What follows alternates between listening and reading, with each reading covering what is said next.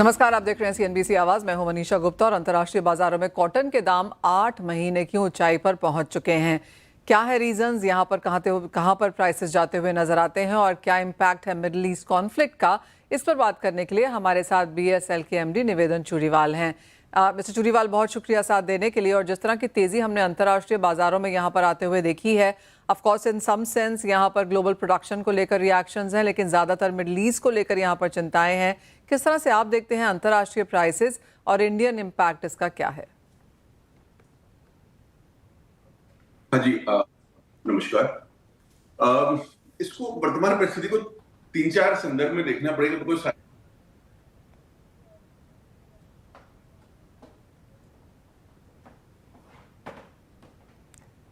निवेदन जी, कैसे देखेंगे आप कॉटन के प्राइसेस को यहाँ से जाता हुआ? और आप कह रहे थे 3-4 तरीके हैं इसे देखने के, तो किस तरह से इसे वॉच करना चाहिए, एनालाइज करना चाहिए? आवाज आ रही है मेरी क्लियर? I hope. हाँ जी निवेदन जी, अब आ रही है। हाँ, सो जैसे मैंने कहा 3-4 तरीके से देखना पड़ेगा। सबसे पहले तो एक खाड़ी युद्ध की जो परिस्थिति बनी हुई है, तो जी हाँ, तो खाड़ी युद्ध की जो स्थिति बनी हुई है, इसके कारण सभी चीजों पे इम्पैक्ट है प्राइसेस में। परंतु कॉटन में मैं कहूंगा औरों की तुलना में कम इम्पैक्ट पड़ा है, क्योंकि अगर हम सिंथेटिक को देखें तो वो बिल्कुल क्रूड के प्राइसेस से डायरेक्टली कनेक्टेड है। इसलिए करीब 30-35% की तेजी उनमें आ गई है। कॉटन में तेजी आई है, बट बहुत ज्यादा तेजी नहीं आई है। स्पेशली भारतीय बाजारों में अगर हम कैंडी के संदर्भ में देखें तो 50-51 हजार की कैंडी 52-53 हजार के रेंज में है, तो 2-3% से ज्यादा का फर्क नहीं पड़ा है। पर डाउन द लाइन यदि हम फिनिश प्रोडक्ट को देखें तो definitely dyes, chemicals and fuel के कॉस्ट बढ़ने के कारण कॉटन के भी फिनिश प्रोडक्ट के ऊपर बिल्कुल फर्क पड़ा है। और सभी बाजारों में एक अनिश्चितता की स्थिति बनी हुई है इस युद्ध के कारण। तो मैंने पहले आपसे जब भी चर्चा हुई हमेशा ही कहा है कि भारतीय टेक्सटाइल मार्केट के भविष्य को लेकर मैं काफी उत्साहित हूं, बट आज के दिन डेफिनेटली एक समस्या की स्थिति है। हैविंग सेड दैट, कॉटन में बाकी सिंथेटिक और अन्य फाइबरों के तुलना में मुझे समस्या थोड़ी कम लग रही है। ऐसा नहीं कि समस्या नहीं है, पर समस्या कम लग रही है। थोड़ी सी सिल्वर लाइनिंग रादर ये है कि कॉटन की डिमांड अच्छी है और थोड़े से स्पिनर्स के मार्जिन में मार्जिनल सुधार भी है। तो निवेदन जी, जैसे आपने कहा मैनमेड फाइबर में यहाँ पर बढ़त देखने को मिली है, तो वहां पर क्या कुछ चिंताएं हैं? कितना परसेंटेज गेन वहां पर है in sense of raw material? Manmade fibre में the situation is very grave because 30-35% PSF के दाम ऑलमोस्ट बढ़ गए हैं और यान में उतना ट्रांसलेट करना है, फैब्रिक में ट्रांसलेट करना लगभग असंभव है। तो अभी एक प्रकार से वेट एंड वॉच की परिस्थिति बनी हुई है कि सब इस उम्मीद में है कि शायद दाम वापस नीचे आए और थोड़ी सी बैलेंस व्यू लेने के हम पोजीशन में हो। आज के दिन तो मैनमेड फाइबर में सब वेट एंड वॉच कर रहे हैं। इन पीएसएफ के दामों पे परचेज करके कोई भी स्पिनर या वीवर्स प्रॉफिटेबल नहीं हो सकते हैं। तो कहीं ज्यादा गंभीर है। निवेदन जी, जहां तक इंडियन मार्केट्स की बात है, जैसे आपने कहा कि यहाँ पर 2-3% की ही बढ़त देखने को मिली है, आप कहेंगे उसमें सीसीआई का काफी बड़ा हाथ है, जिस तरह से उन्होंने कॉटन की बिक्री करी है हाजिर बाजार में? हाँ, बिल्कुल उनको इससे जाता है कि उन्होंने थोड़ा सा प्राइसेस को संभाल रखा है। पर अब आगे क्या होगा वो काफी अनिश्चितता की परिस्थिति है, तो उस पर कहना बहुत मुश्किल है। पर मुझे नहीं लग रहा है कि कॉटन में उस प्रकार की वॉलेटिलिटी हम देखेंगे। अगर भविष्य में क्या होगा वो कहना हमेशा ही कठिन प्रश्न रहता है, पर मुझे लगता नहीं है कि कॉटन में हम उतनी वॉलेटिलिटी देखेंगे। तो कॉटन के भविष्य को लेकर इंडियन कॉटन टेक्सटाइल्स का आउटलुक उतना खराब नहीं है। अगर ये वॉर में कुछ दिनों में स्थिरता की स्थिति आती है या एक समाप्ति की तरह वॉर बढ़ता है, तो शायद cotton textile outlook for India should improve. अगर एक्सपोर्ट्स की हम बात करें तो वो किस तरह से आप बनता हुआ देखते हैं? क्योंकि अक्रॉस ग्लोब कुछ वहां लेकर चिंताएं हैं, एक्सपोर्ट्स को लेकर, टेक्सटाइल्स को लेकर, स्पेशली मिडिल ईस्ट में। मिडिल ईस्ट में शिपमेंट्स इफेक्टेड हैं, ऑन एंड ऑफ है। अभी ऑफ लेट मैंने चेक किया तो दुबई के जो मेन पोर्ट है जबलाली, वहां कुछ शिपमेंट जाना शुरू हुए थे, बट फिर वो कंफ्लिक्टिंग रिपोर्ट्स आते हैं, किसी दिन एयरपोर्ट खुल रहा है, किसी दिन बंद हो रहे हैं। तो गल्फ के शिपमेंट्स को लेके बहुत अनिश्चितताएं हैं। तो जैसे मैंने कहा, सबके हित में तो यही है कि ये जितने जल्दी खत्म हो, पर ये कितनी जल्दी खत्म होगा ये nobody knows. I think 1 or 2 people in the world only know कि how long this will go on. So till such time we have to live with it. And shipments की समस्या है क्योंकि मिडिल ईस्ट में माल नहीं जा पा रहे, स्ट्रेट ऑफ हॉर्मुज की समस्या के कारण सारे इनपुट कॉस्ट बढ़ गए हैं। तो there are variety of problem जो आज के दिन जिससे हम टेक्सटाइल उद्योग में जूझ रहे हैं, एंड जिस डेफिनेटली तरह इसका से इम्पैक्ट इस क्वार्टर के परिणामों में, अगले क्वार्टर के परिणामों में सभी कंपनियों पे देखने को मिलेगा। देखने को मिलेगा, बिल्कुल निश्चित रूप से। एब्सोल्युटली। निवेदन जी, जैसे आपने कहा कि अच्छे नंबर्स देखने को मिल रहे थे, हाल ही में इंडिया ने चाइना को भी यहाँ पर पीछे छोड़ा है, अपैरल्स और हाउसिंग टेक्सटाइल्स में। यहाँ पर सस्टेनेबल हैं वो नंबर्स? यू मीन कंपनी के रिजल्ट्स की बात कर रहे हैं हम? ओवरऑल इंडिया के अगर हम एक्सपोर्ट्स की बात करें एज एन ओवरऑल मार्केट, तो हमने चाइना को आई थिंक लॉन्ग रन में इंडिया के जो एक्सपोर्ट नंबर्स हैं सस्टेनेबल है। मुझे लगता है उसमें वृद्धि भी होगी, स्पेशली जो ये एफटीएस गवर्नमेंट ने की है। Government deserve full credit for this. I think हमारी सरकार ने भरसक प्रयास करके हम एक डिसएडवांटेजेस परिस्थिति में थे उसको एडवांटेजेस परिस्थिति में परिवर्तित कर दिया। आज यूके के साथ हमारे एफटीए है जो कि किक इन करने वाला है। ईयू के साथ एफटीए है। यूएस में जो टैरिफ के इतनी बड़ी समस्या हो गई थी उसका उन्होंने मोदी जी ने समाधान किया। तो डेफिनेटली लॉन्ग रन में हम एक बहुत ही एडवांटेजेस पोजीशन में हैं। And once the dust settle this down, which it will eventually sooner और लेटर, तो definitely Indian textile is poised to grow with ये जितने भी एडवांटेजेस हुए हैं on tariffs and the FTS, चाहे वो कोई भी फाइबर हो, चाहे वो मैनमेड फाइबर हो, कॉटन फाइबर हो, कोई भी हो। Point taken. निवेदन चुरीवाल जी, बहुत शुक्रिया साथ जुड़ने के लिए और बहुत डिटेल में वो समझाने के लिए भी। तो इंडिया कॉटन प्राइसेस इतने ज़्यादा इम्पैक्ट नहीं हुए हैं, लेकिन मैनमेड फाइबर्स पे अच्छा खासा असर पड़ा है। गल्फ कंट्रीज़ को एक्सपोर्ट्स या ट्रेड को लेकर भी यहाँ पर चिंताएं हैं, लेकिन इंडिया के एफडीएस ने ऑफकोर्स यहाँ पर काफ़ी इसको हिम्मत बंधाई है। बोलिए, तो बात हुई कॉटन की, लेकिन आगे बढ़ेंगे और मसाले देख लेते हैं। और हल्दी में यहाँ पर लगातार तेज़ी देखने को मिली है। हमारे साथ अब अमर अग्रवाल फूड्स के प्रोप्राइटर अंकित अग्रवाल हैं। अंकित, नमस्कार। अच्छी खासी बढ़त देखने को मिली है और फसल इतनी ज़्यादा को नुकसान नहीं है ऐसा मानने को मिला है, लेकिन जिस तरह की तेज़ी यहाँ पर हमने बाकी सब मसालों में आते हुए देखी है उसका इम्पैक्ट ज़रूर है। गुड इवनिंग मनीषा जी, अगर मैं फंडामेंटल्स की बात करूं तो जैसा आपने बोला, अभी तक सबको ये क्लियर हो गया है कि इस साल का जो कैरी फॉरवर्ड स्टॉक था हल्दी का, that has been the lowest. अगर अपने पिछले 8-10 साल से कंपेयर करें तो हमारा जो एस्टिमेट निकल के आया है वो अराउंड 16 to 18 लाख बैग्स का ही है एज ऑन 1 मार्च। और अब अगर अपने बात करते हैं आगे आने वाले साल की, तो हमने तमिलनाडु, तेलंगाना और महाराष्ट्र, मराठवाड़ा रीजन में वी हैव डन सर्वेस, और जो ऐसा लग रहा था कि क्रॉप में कुछ नुकसान है जो सितंबर अक्टूबर में रेन्स हुए थे उसके वजह से, वो अब एब्सोल्यूट टर्म्स में इतना बड़ा नहीं लग रहा है। तो we are of firm believe कि अराउंड 95 to 1 करोड़ बैग्स का क्रॉप आ जाएगा। और मराठवाड़ा की अगर मैं बात करूं जो कि सबसे बड़ा कल्टीवेटर है आज के दिन में, तो we are expecting around 45 to 48 lakh bags in Marathwada alone. तो इन नंबर्स को देखते हुए मनीषा जी अब लग रहा है कि ये जो प्राइसेस हैं इसमें थोड़ा सा अपने वेट एंड वॉच मोड में भी रह सकते हैं, क्योंकि 150 रुपए की हल्दी सस्ती नहीं है, नंबर 1।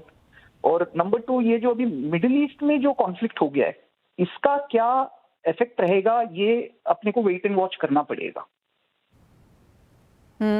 जिस तरह के प्राइसेस यहाँ पर देखने को मिले हैं, आपको लगता है और तेजी आएगी या फिर ये सब चीजें बाजार ने फैक्टर इन कर ली हैं? मनीषा जी, थोड़ा सा मुझे लगता है कि रेंज बाउंड ही रहेगा, ज्यादा तेजी में नहीं रहना चाहिए एटलीस्ट टिल मे, क्योंकि जब तक ये अनसर्टिनिटी मिडिल ईस्ट को लेके क्लियर नहीं हो जाती। इनफैक्ट अगर मैं आपको बोलूं, अगर धनिया, जीरा और हल्दी को कंपेयर करें तो maximum exposure to Middle East हल्दी का ही है। और अगर कोई कारण से वहां के शिपिंग रूट्स क्लियर नहीं होते हैं या पेमेंट्स वहां से नहीं आता है, तो ये जो अगला आने वाला 2-3 महीने हैं, जबकि चारों स्टेट में पूरी अराइवल्स रहने वाली है एटलीस्ट टिल मे एंड, तो there can be some pressure on the prices.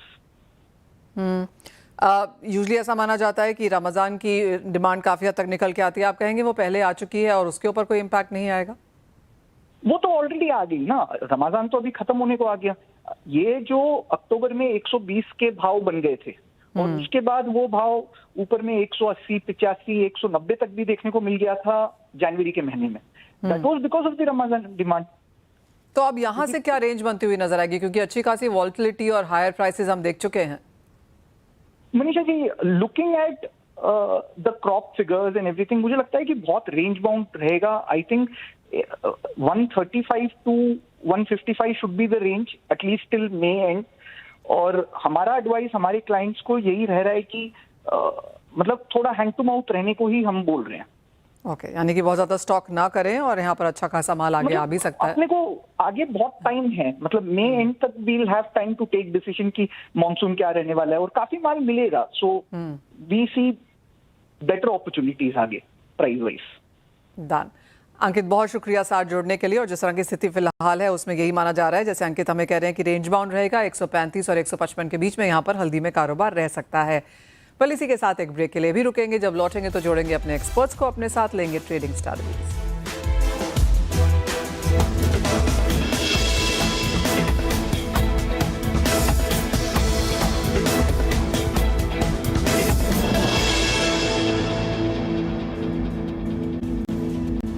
स्वागत है आपका। हमारे साथ अब एसएसजे फाइनेंस एंड सिक्योरिटीज के प्रियांक उपाध्याय, एनएसएमसी ग्लोबल सिक्योरिटी से वंदना भारती जुड़े हैं। आप दोनों का कार्यक्रम में स्वागत है। मुश्किल समय है और कोई भी trade I am interested to know कि आप क्या यहाँ पर देंगे। प्रियांक, आप पहले, और अगर हम क्रूड से ही यहाँ पर शुरुआत करें, जिस तरह की वॉल्टिलिटी यहाँ पर है, अब ट्रिपल डिजिट कच्चा तेल 3 दिन से यहाँ पर बरकरार है, क्या करने की राय है? Good evening Manisha ji. आपने करेक्टली पॉइंट आउट किया कि एक डिफिकल्ट टाइम है ट्रेड कॉल्स देना एंड प्लस ट्रेडिंग पोजीशंस लेना। नेवरथेलेस जो वॉलिटिलिटी क्रूड में दिखी है वो प्योरली हम देख रहे हैं कि markets will be driven by the news. जिस तरह से न्यूज एस्केलेशन की आएगी तो मार्केट बढ़ेगा, डी एस्केलेशन की आएगी तो मार्केट घटेगा। तो ये दौरान में मुझे लगता है कि क्रूड में पोजीशंस थोड़ा लाइट रखना चाहिए, या तो अवॉइड कर सकते हैं तो अवॉइड करना चाहिए, क्योंकि वॉलिटिलिटी काफी हाई रहेगी। फिर भी मुझे लगता है कि क्रूड में कहीं ना कहीं ऑन द हायर साइड मुझे लगता है कि सप्लाई आएगा। And in very near term मुझे लगता है कि जो 104 105 ये एक स्टिफ रेजिस्टेंस रहना चाहिए ऑन WTI। वो जब तक क्रॉस नहीं करता है तो मुझे लगता है कि एक dip from the technical point of view towards 92 से लेके 90 ये डॉलर टर्म्स में आ सकता है। और हमारी आज की टॉपिक कॉपर में रहेगी। हमने कॉपर में देखा है कि एक करेक्शन देखा है, 1250 है ऑलमोस्ट भाव अभी 1175 के आसपास ट्रेड कर रहे हैं। तो यहाँ पे lower side of the trading range के आसपास है, तो यहाँ पे बाय इनिशिएट किया जा सकता है अराउंड 1170 1165 के जोन में। और फिर से हम यहाँ से एक बार 1200 की तरफ प्राइसेस को जाता हुआ देख सकते हैं इन शॉर्ट टर्म। 1147 ये एक स्टॉप लॉस रहना चाहिए। हमारी दूसरी पिक गोल्ड में रहेगी। हमने देखा है कि गोल्ड में सस्टेन डाउन ट्रेंड देखा है। इसका एक हमने देखा है कि वॉर का सिचुएशन का प्रीमियम नहीं मिला है सेफ हेवन का, बिकॉज वही दौरान में हमने डॉलर इंडेक्स को 100 के पार जाता हुआ देखा है। तो कहीं ना कहीं on the higher side gold में एक रेजिस्टेंस बन सकता है। तो अराउंड 156 500 के आसपास अगर मिलता है तो वहां पे सेल इनिशिएट किया जा सकता है। 157 800 स्टॉप लॉस रहेगा। Down side 154 800 would be the likely targets. Alright. साथ ही वंदना, आपकी क्या यहाँ पर पिक रहेगी और आपका भी क्या व्यू है यहाँ पर कच्चे तेल को लेकर? मुझे सिल्वर में लग रहा है कि प्रेशर थोड़ा सा यहाँ पे बढ़ सकता है। चाइना में भी फॉल आ रहा है, तो 2,52,000 के करीब एक सेलिंग इंडिकेशन रहेगा, मतलब कॉल रहेगी। 248 का टारगेट होगा, स्टॉप लॉस लगाना होगा 254 के करीब। और क्रूड की बात करें तो मुझे लग रहा है कि यहाँ पे बाय द डिप और सेल द हेडलाइन वाली यहाँ पे सिचुएशंस है। और यहाँ पे मुझे लग रहा है कि थोड़ा सा यहाँ पे पोजीशंस जो है वो हल्की हो सकती है, लेकिन फिर भी जिस तरीके की सिचुएशंस बनी हुई है मुझे नहीं लग रहा कि 8700 8500 से नीचे सस्टेन करेगा।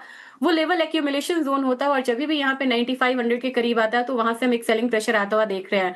तो मुझे लग रहा है कि यहाँ पे वेट करना चाहिए। अभी तो फिलहाल सेलिंग 8700 के लिए हम सेल भी कर सकते हैं, लेकिन जैसे ही 85 8400 आता है, जब तक ये वॉर डीएस्केलेट नहीं होता है वहां से फिर से एक्यूमुलेशन करना चाहिए, क्योंकि 100.5 के करीब में यहाँ पे काफी सारी पोजीशंस जो है वो बनी हुई है। तो वो लेवल अभी भी यहाँ पे इंटैक्ट है और लोअर साइड में $88 का सपोर्ट है। वंदना, एल्यूमिनियम में क्या करने की राय देंगी? मुझे लग रहा है कि अभी फिलहाल यहाँ पे सेल करना चाहिए क्रूड में for the target of 8800। Aluminium मुझे लग रहा है कि यहाँ पे भी अब यहाँ पे प्रीमियम डाउन होना चाहिए। 342 के करीब यहाँ पे सेलिंग रिकमेंडेशन रहेगी। मुझे लग रहा है 337 तक प्राइसेस आना चाहिए और इसका स्टॉप लॉस लगाना होगा 344.5 के करीब।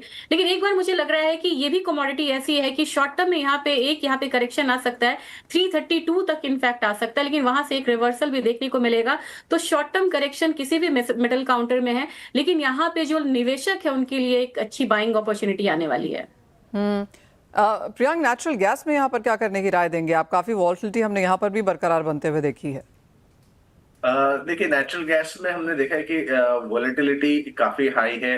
270 ये एक शॉर्ट टर्म सपोर्ट मान के चल सकते हैं, 270 से लेके 265। तो वो जब तक इंटैक्ट है, कहीं ना कहीं एक्सपेक्टेशन यही है कि एक बार फिर से रिबाउंड में 300-305 के जोन्स तक जा सकता है। तो मोटा मोटी जो रेंज बन रही है नेचुरल गैस में in very near term is 310 on the upside, 270-260 on the down side. और ब्रेक में जाएं इससे पहले वंदना, एक फाइनल कॉल यहाँ पर एग्री पे, हल्दी पे हम बात कर ही रहे थे, लेकिन स्पाइसेस ने अभी तक इस साल में काफी अच्छी खासी परफॉर्मेंस दिखाई है। मुझे लग रहा है कि इसमें कोरिएंडर बहुत स्ट्रांग दिख रहा है पैटर्न पे भी, और यहाँ पे मुझे लग रहा है कि बाइंग जो है वो कंटिन्यू रहनी चाहिए। 11,400 से ऊपर यहाँ पे मेरी टारगेट रहेगी कि यहाँ पे बाय करना चाहिए 12,500 के लेवल्स के लिए। स्टॉप लॉस 11,000 का लगाना होगा। और मुझे हल्का रिबाउंड, मैं डिस्कशन सुन रही थी, मुझे लग रहा था कि यहाँ पे दिसंबर 25 के बाद हम लोगों ने एक कंसोलिडेशन बनता हुआ देखा, और वहीं से सेम लेवल से यहाँ पे मुझे लग रहा है कि एक रिवर्सल मिलना चाहिए। एटलीस्ट यहाँ पे 15,800 से लेके 16,000 का जो एक रिवर्सल है वो मुझे टर्मरिक में आता हुआ दिख रहा है। वहां से फिर से एक बारी प्रॉफिट बुकिंग हो सकती है। तो इस काउंटर में दो चीजें मुझे अभी फिलहाल के लिए स्ट्रांग लग रही है। ऑलराइट, तो काफी हद तक बाइंग कॉल्स हमने यहाँ पर कमोडिटीज में आते हुए देखी हैं, एग्री और नॉन एग्री दोनों में ही। प्रियांक एंड वंदना, आप दोनों का बहुत शुक्रिया साथ जुड़ने के लिए, तमाम स्ट्रैटेजीज भी शेयर करने के लिए। वेल, इसी के साथ एक ब्रेक का भी समय है, लौटेंगे और लेकर आएंगे आवाज समाचार।